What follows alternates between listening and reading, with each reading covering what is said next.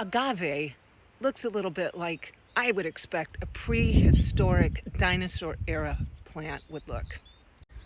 It's sharp, it's aggressive, it's gonna poke you. You can't get too close. And it grows everywhere you look. Do you see all these volunteers springing up all over the garden? If we haven't met before, I'm Kathy of Sacred Oasis Legacy. And this right here is the back corner of our Sacred Oasis Legacy property here in Southern California. And, you know, it is like a metaphor for life. You've got to keep up with it. You can't let the prehistoric looking items in your life grow up and take over. You can't allow things that were here when you arrived poke you.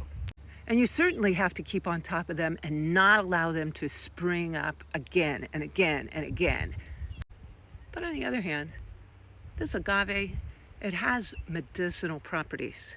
It has things in it that aren't all bad.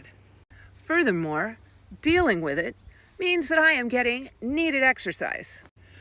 When I was in the previous marriage with my children's father, I didn't get a chance to take ownership. We were living in a foreign country. I didn't own that land, and I was disconnected from what it is that was going on. In fact, I felt disconnected for most of those years that we were together. When my children and I returned and came back to my hometown and put down roots, suddenly I found all of these aggressive plants that I had to deal with. Sometimes it felt overwhelming. But you know what? It's all about what you make it. These plants aren't aggressive. They actually have something in them that's good for you.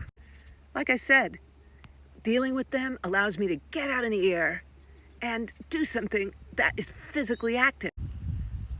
It is when we become invested in who we are, really taking ownership over those things that seem to be overwhelming, that everything can change.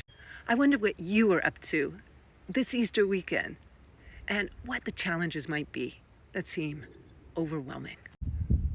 Why don't you DM me and let's keep the conversation going.